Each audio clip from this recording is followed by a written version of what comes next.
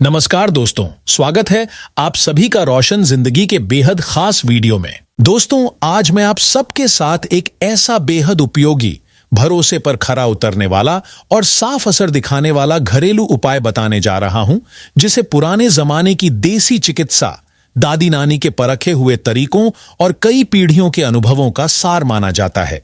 ये देसी तरीका खास तौर पर उन लोगों के लिए बहुत फायदेमंद साबित होता है जिनके शरीर में लंबे समय से हड्डियों में दर्द बना रहता है, जिनकी मांसपेशियां बार बार कड़ी और जमी हुई सी लगती हैं, जिनके जोड़ों में हर वक्त खिंचाव, भारीपन या जकड़न महसूस होती है और जिनके घुटनों, कंधों या कमर की पुरानी तकलीफ अब ठीक होने का नाम नहीं ले रही है।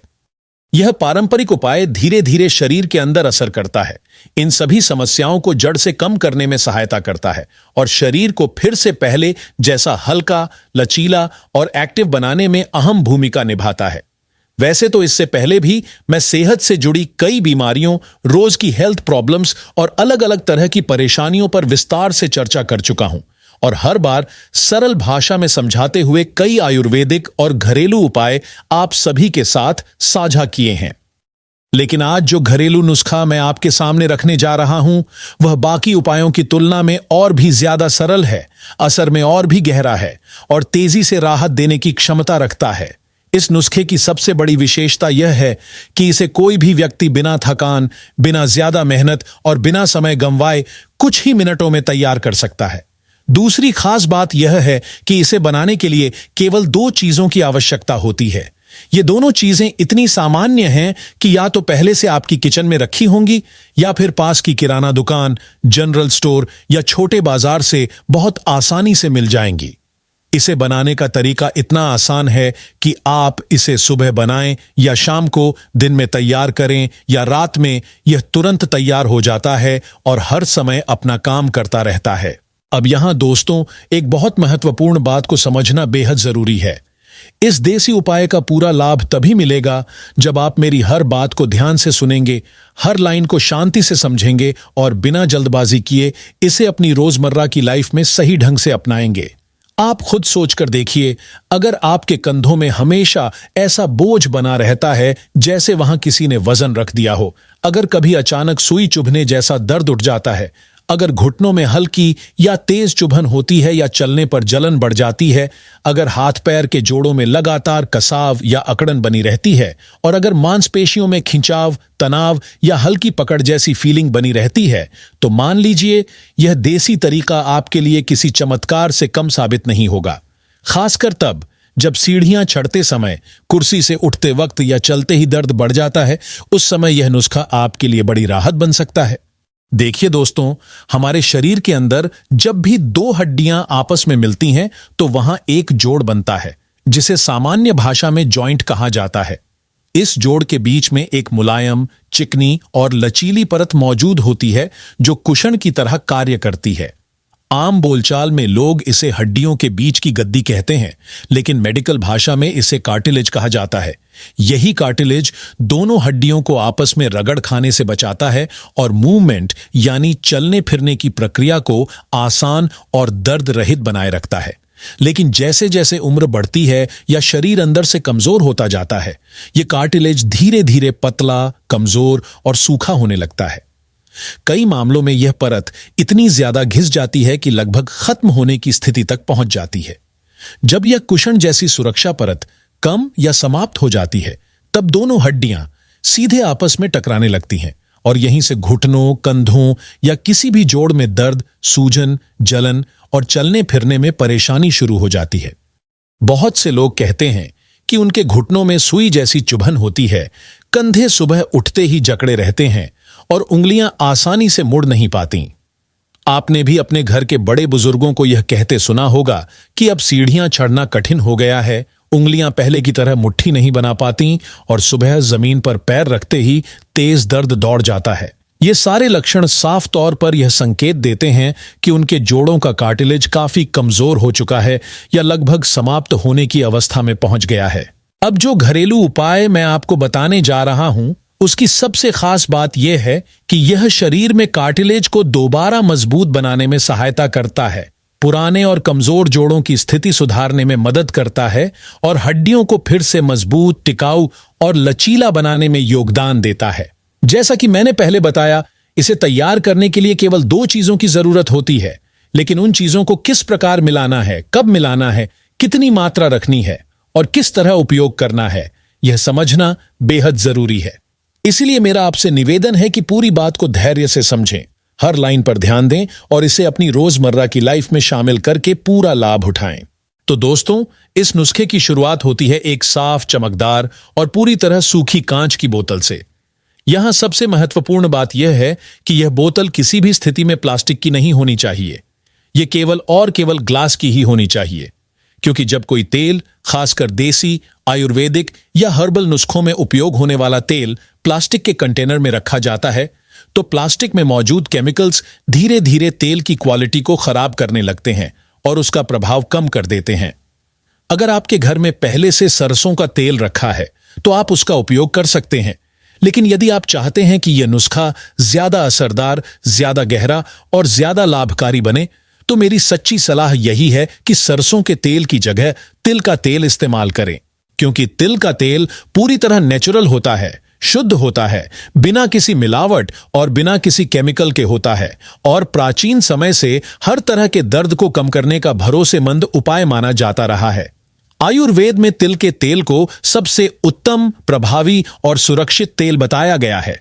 यहां तक कि पुराने धार्मिक और आयुर्वेदिक ग्रंथों में भी यह वर्णन मिलता है कि तेल शब्द की असली उत्पत्ति तिल शब्द से मानी जाती है और बाकी तेल बाद में अस्तित्व में आए।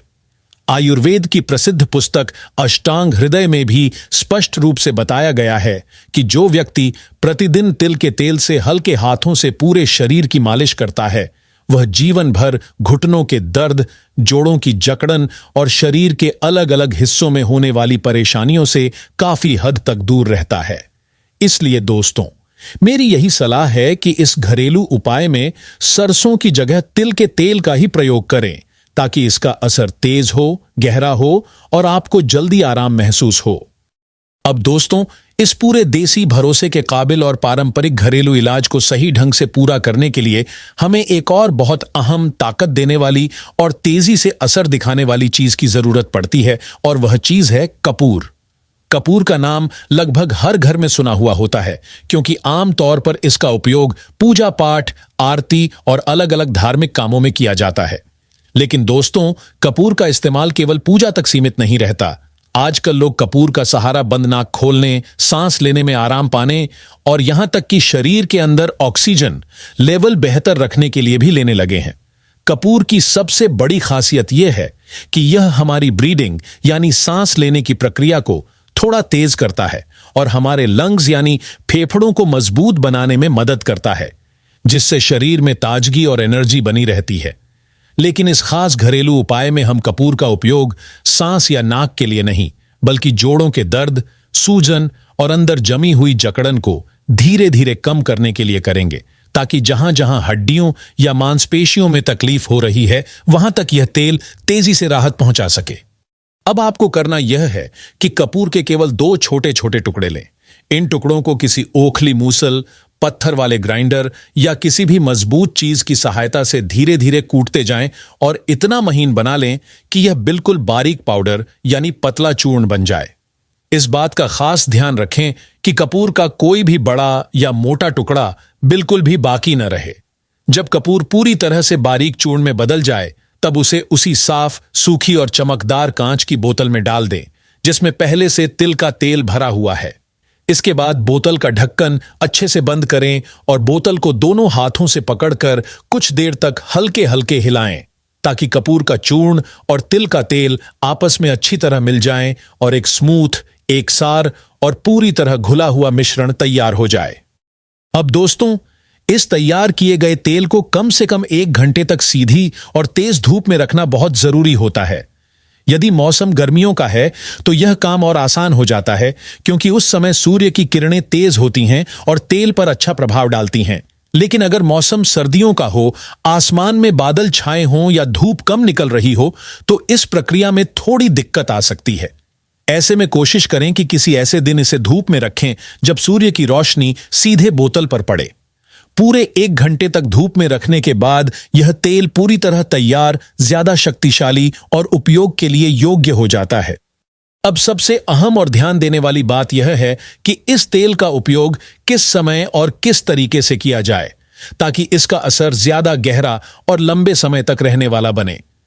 इस तेल को लगाने का सबसे अच्छा समय सुबह या दिन का समय माना जाता है, जब शरीर का टेम्परेचर नेचुरली एक्टिव रहता है। कोशिश करें कि सूर्यास्त के बाद, देर शाम या रात में सोने से ठीक पहले इसका इस्तेमाल न करें, क्योंकि उस समय शरीर का टेम्परेचर थोड़ा धीमा हो जाता है और तेल उतना गहरा असर नहीं कर पाता। जब आप तेल लगाने के लिए बैठें तो अपनी दोनों हथेलियों में इसकी अच्छी मात्रा लें और हथेलियों को हल्के हल्के आपस में रगड़ें। जैसे ही हथेलियों में हल्की गर्माहट महसूस हो, उसी समय इस तेल को उस हिस्से पर लगाना शुरू करें जहां दर्द, जकड़न, जलन या सूजन की शिकायत रहती है। आप इस तेल को घुटनों, कंधों, कमर, पीठ, टखनों, उंगलियों या शरीर के किसी भी जोड़ पर लगा सकते हैं, लेकिन ध्यान रखें कि मालिश हमेशा हल्के हाथों से ही करें। किसी भी तरह की तेज दबाव वाली या जोर जोर की मसाज बिल्कुल न करें। यह तेल धीरे धीरे त्वचा के अंदर जाकर अपना काम करता है और जितना आसान इसे तैयार करना है, उतना ही गहरा और लंबे समय तक असर यह शरीर पर छोड़ता है। अब यदि आप चाहते हैं कि इस तेल की शक्ति और गुण लंबे समय तक सुरक्षित रहे, तो जरूरी है कि रोज इस बोतल को कम से कम आधे घंटे तक धूप में रखें। आधे घंटे के बाद बोतल को वापस घर के अंदर किसी साफ और सुरक्षित स्थान पर रख दें। इस तरह जब यह तैयार तेल रोज सूर्य की किरणों से प्राकृतिक ऊर्जा और गर्मी लेता रहता है, तो इसमें सूर्य चिकित्सा यानी सन थेरेपी का गुण अपने आप जुड़ जाता है। इस प्रक्रिया से इसकी औषधीय ताकत और भी बढ़ जाती है और यह शरीर के अंदर जाकर तेजी और प्रभावी ढंग से काम करने लगता है। अब यदि आप चाहते हैं कि शरीर के पुराने, जिद्दी और कई वर्षों से चले आ रहे दर्द हमेशा के लिए कम हो जाएं, तो केवल तेल लगाना ही काफी नहीं है, बल्कि आपको अपनी कुछ रोजमर्रा की आदतों पर भी ध्यान देना होगा। जैसे कि रात में सोने से पहले दही, लस्सी या किसी भी प्रकार की खट्टी चीजों का सेवन करने से बचें। इसके अलावा कोशिश करें कि राजमा, अरहर की दाल, आलू, फूल गोभी और सफेद चावल जैसी चीजों को कम मात्रा में खाएं, क्योंकि ये चीजें शरीर के अंदर वात तत्व को बढ़ा देती हैं। जब शरीर में वात ज्यादा बढ़ जाता है, तो जोड़ों के अंदर मौजूद नेचुरल मॉइस्चर यानी प्राकृतिक नमी धीरे धीरे सूखने लगती है और कार्टिलेज, जो दोनों हड्डियों के बीच कुशन की तरह काम करता है, कमजोर होकर धीरे धीरे खत्म होने लगता है। इसी कारण वात बढ़ाने वाली चीजों से दूरी बनाना बहुत जरूरी माना जाता है। इसके साथ ही कुछ और सरल लेकिन असरदार घरेलू तरीके भी हैं, जो शरीर के अंदर जमा अतिरिक्त वात यानी हवा को बाहर निकालने में मदद करते हैं। इनमें सबसे आसान और प्रभावी उपाय है मेथी के दाने।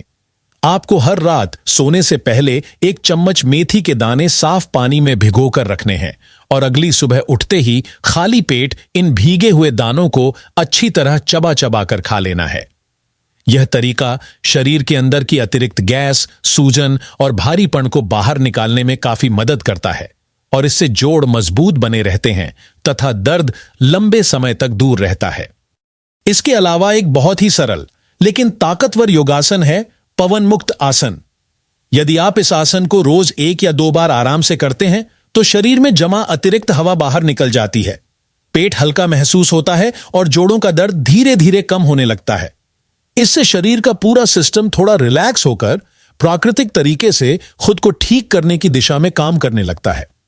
तो दोस्तों, इस खास और असरदार घरेलू उपाय में हमने कुल 3 चीजों का उपयोग किया है। पहली चीज तिल का तेल, दूसरी चीज कपूर और तीसरी चीज मेथी के दाने। यदि आप इन तीनों चीजों को ठीक उसी प्रकार अपनाते हैं जैसा यहां विस्तार से समझाया गया है और रोज नियम से इसका पालन करते हैं, तो आप अपने शरीर के लंबे समय से चले आ रहे पुराने दर्द, जकड़न, अकड़न और सूजन जैसी समस्याओं से काफी हद तक राहत पा सकते हैं और एक हेल्दी, एनर्जेटिक और बिना दर्द वाली जिंदगी की ओर आगे बढ़ सकते हैं। अगर आपको यह वीडियो उपयोगी लगा हो तो इसे जरूर लाइक करें, अपने दोस्तों और परिवार के साथ शेयर करें और हमारे चैनल को सब्सक्राइब करना ना भूलें, ताकि आपको इसी तरह की और भी हेल्थ से जुड़ी जानकारी मिलती रहे। धन्यवाद।